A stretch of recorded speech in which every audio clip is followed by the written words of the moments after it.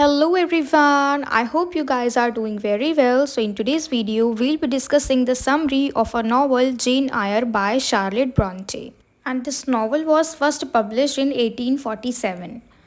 In today's video, we'll only discuss the summary of this novel, so let's begin without any further delay. Jane Eyre is an orphan raised by her cruel aunt, Mrs. Reed, at Gateshead Hall, where she is unloved and mistreated. तो ये कहानी है जेन आयर की, जो कि एक orphan है, यानी इसके पेरेंट्स नहीं हैं और ये अपने अंकल और आंटी के साथ रहती है, जो कि बहुत क्रूअल हैं। अंकल अच्छे हैं लेकिन आंटी जो है वो बहुत क्रूअल है, ठीक है, यानी बहुत क्रूर है। इसके ऊपर ये लोग अत्याचार करते हैं एक तरीके से। और जब तक अंकल रीड यानी मिस्टर रीड ज़िंदा होते हैं तब तक तो इसकी ज़िंदगी अच्छी चल रही होती है, लेकिन उनके जाने के बाद यानी उनकी मृत्यु के बाद मिसेस रीड और इनके जो बच्चे हैं, इन सब का व्यवहार जेन आयर के लिए बिल्कुल भी अच्छा नहीं होता है, ठीक है। और ये गेट्सहेड हॉल, ये मिसेस रीड के घर का नाम है, यानी यहाँ पे रीड्स फैमिली रहते हैं। Jane is sent to Lowood School, a harsh charity school where she endures suffering but makes a close friend, Helen Burns, and gets a basic education. तो देखो, जब इसके अंकल यानी मिस्टर रीड की मृत्यु हो जाती है तो उस वक्त इसके ऊपर बहुत ज़्यादा अत्याचार किया जाता है, ठीक है। और जो मिसेस रीड के बच्चे हैं उनसे जेन की लड़ाई हो जाती है और गलती उनके बच्चों की ही होती है, लेकिन पनिशमेंट जेन को ही करती है मिसेस रीड। और इसके बाद इसकी बहुत ज़्यादा तबीयत ख़राब हो जाती है। तो फिर इसके घर पे डॉक्टर आते हैं और वो कहते हैं, वो सजेस्ट करते हैं मिसेस रीड को कि क्यों ना आप जेन को किसी अच्छे स्कूल में डलवा दो, क्योंकि जो डॉक्टर है उसको जेन ने पहले अपनी सारी कंडीशन बता दी है कि मिसेस रीड उसको कैसे ट्रीट करती हैं और मिसेस रीड के बच्चे उसको कैसे ट्रीट करते हैं। तो डॉक्टर जो है वो मिसेस रीड को सजेस्ट करते हैं कि आप इसे किसी स्कूल में भिजवा दीजिए। तो मिसेस रीड जो है इसको बेकार से लोवुड स्कूल में भेज देती है, जहाँ का कंडीशन बहुत ही बेकार है। वहाँ पे कोई फैसिलिटीज़ नहीं है, लेकिन फिर भी ऐसे माहौल में भी ये मैनेज कर लेती है एक अच्छी दोस्त बनाना, और इसकी एक क्लोज़ फ्रेंड बनती है जिसका नाम होता है हेलन बर्न्स। और बाद में इसकी भी मृत्यु हो जाती है, इनके स्कूल में कोई बीमारी फैल जाती है उसकी वजह से। और हेलन जो है ये बहुत ज़्यादा वीक है और सारे बच्चे इसका मजाक उड़ाते हैं। तो जेन कैसे भी करके हेलन को अपना दोस्त बना लेती है, ठीक है। और बेसिक सा एजुकेशन मिल जाता है उसको इस स्कूल में। और इस स्कूल में वो बहुत छोटी थी तब उसको भेजा जाता है मिसेस रीड के थ्रू, और फिर वहाँ पे वो पढ़ के फिर बाद में वो टीचर भी बन जाती है इसी स्कूल में। After completing her education, Jane becomes a governess at Thornfield Hall, teaching a young French girl named Adele. तो देखो, जब इसकी एजुकेशन ख़त्म हो जाती है यानी पूरी हो जाती है एक तरीके से, तो कुछ दिन तक तो वो लोवुड स्कूल में ही पढ़ाती है, टीचिंग करती है, लेकिन उसके बाद वो गवर्नेस बन जाती है। थॉर्नफील्ड हॉल में एक जगह का नाम है और वहाँ पे ये फ्रेंच गर्ल को पढ़ाती है और उसका नाम क्या है, एडल। At Thornfield, Jane meets the mysterious and moody master Mr. Rochester and they gradually fall in love. तो देखो, थॉर्नफील्ड में जब वो उस बच्ची को पढ़ाने जाती है एडल को, तो वहाँ पे बहुत सारे नौकर हैं और ये हर रोज़ सबसे मिलती है, सबको जानती है, लेकिन पहले शुरू में से मालूम नहीं होता कि इस घर का यानी थॉर्नफील्ड हॉल का मालिक कौन है। तो फिर बाद में ये रॉचेस्टर से मिलती है, उसे पता लगता है कि ये मालिक है और ये बहुत कम घर में रहता है, यानी हमेशा बाहर ही रहता है। And gradually they fall in love by the time, क्योंकि धीरे धीरे जैसे जैसे टाइम बीतता है वो एक दूसरे से क्लोज़ हो जाती हैं। तो देखो, अभी थॉर्नफील्ड हॉल में एक बच्ची है, यानी एक लड़की है, फ्रेंच गर्ल, उसका नाम है एडल। तो नावल के स्टार्टिंग में हमें पता नहीं होता है कि क्या ये रॉचेस्टर की बेटी है, लेकिन नावल के एंड में हमें मालूम चलता है कि रॉचेस्टर की बेटी एडल है और वो मैरिड भी है, लेकिन उसकी जो वाइफ है वो एक तरीके से पागल है, साइको है, ठीक है, और उसका नाम होता है बर्था। लेकिन ये मैरिज जो है वो चालाकी से झूठ बोल के करवाई गई है। तो जो मिस्टर रॉचेस्टर है, ही डजंट लव बर्था, ठीक है, वो बस ऐसे ही रहते हैं। और जो बर्था है उसको एक रूम में बंद करके रखा जाता है, क्योंकि वो जब भी आती है तो कभी घर में आग लगा देती है, मतलब वो कुछ ना कुछ गड़बड़ कर ही देती है, क्योंकि वो मेंटली इल है, ठीक है। और ये सारी बातें अभी जेन को नहीं मालूम, उसको बाद में पता लगती है, लेकिन अभी she just falls in love with him. Jane notices strange events in the house, including laughter and a fire in Rochester's room, hinting at a hidden secret.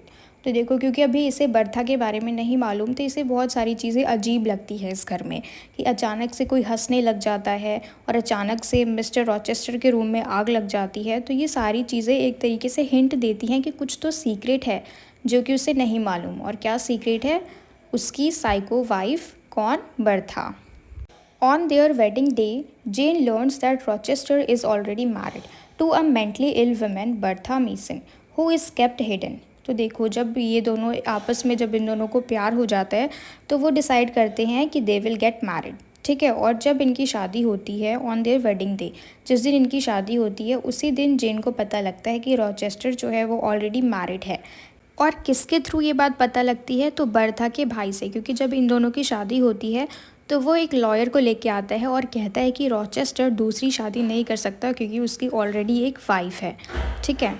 Heartbroken, Jane leaves Thornfield and wanders in poverty until she is taken in by kind strangers, the Rivers siblings. ये सारी बातें जानने के बाद जेन का दिल टूट जाता है और वो वहाँ से चुपचाप चली जाती है। अब वहाँ से निकलने के बाद इसके हाथ से मान लो मतलब जॉब भी चली गई। तो अब ये बिल्कुल पैसे नहीं है इसके पास और ये इधर उधर भटक रही है। अब इसके पास कोई ठिकाना नहीं है जाने के लिए, क्योंकि ये थॉर्नफील्ड में ही रहती थी और वहीं पे जॉब भी था इसका पढ़ाने का उस बच्ची को। ठीक है, तो अब ये वहाँ नहीं रहती है। अब इसके पास कोई पैसे नहीं है, कोई जॉब नहीं है और रहने के लिए जगह भी नहीं है। तो ये इधर उधर जाती है और एंड में रिवर सिबलिंग्स जो होते हैं उसको अपने घर में रहने के लिए जगह दे देते हैं और इसके लिए जॉब भी ढूंढ लेते हैं कुछ टाइम बाद। Jane finds out that the River siblings are actually her cousins and she has inherited a fortune from a deceased uncle. तो देखो, जेन जो है कुछ वक्त रहने के बाद उसको पता लगता है कि ये जो रिवर सिबलिंग्स हैं, ये जो भाई बहन हैं, ये सारे इसी के कज़न हैं। ठीक है, और फिर इसे पता लगता है कि उसने कुछ चीज़ें इनहेरिट करी हैं उन अंकल से, यानी इसके एक अंकल थे जो अब मर चुके हैं, जिनकी मृत्यु हो चुकी है। ठीक है, यानी कुछ पैसे होते हैं जो इसको मिलते हैं उन अंकल के थ्रू। और ये क्या करती है, सारे पैसे खुद ना रख के जो भी सिबलिंग्स हैं, ये लोग 4 सिबलिंग्स होते हैं जेन को इंक्लूड करके। ठीक है, रिवर सिबलिंग्स जो हैं वो 3 हैं और जेन चौथी है। तो जेन क्या करती है, सारे पैसों को आपस में बांट देती है। Jane decides to return to Thornfield only to find it burn down by Bertha who died in fire. तो देखो अब क्या होता है, जेन जो है रिवर सिबलिंग्स के साथ बहुत टाइम तक रहती है। तो रहते रहते टाइम के साथ साथ इसका कज़न इसे पसंद करने लग जाता है और वो चाहता है कि जेन उससे शादी करे। तो शुरू में तो वो उसे बहुत मना करती है, अवॉइड करती है, लेकिन लास्ट में इसके पास और कोई ऑप्शन नहीं होता। तो वो हाँ करना चाहती है, लेकिन जब वो हाँ करती है उससे पहले ही इसे महसूस होता है कि मिस्टर रॉचेस्टर को इसकी बहुत ज़्यादा ज़रूरत है। तो ये डिसाइड करती है कि ये थॉर्नफील्ड में वापस जाएगी। और जब ये वापस जाती है तो देखती है पूरा थॉर्नफील्ड हॉल जो है वो जला हुआ है। ठीक है, और बर्था ने खुद ही कूद के जान दे दी, यानी ये पूरे घर में आग किसने लगाई थी? बर्था ने। और उसने लास्ट में छत से कूद के अपनी जान दे दी उसी आग में।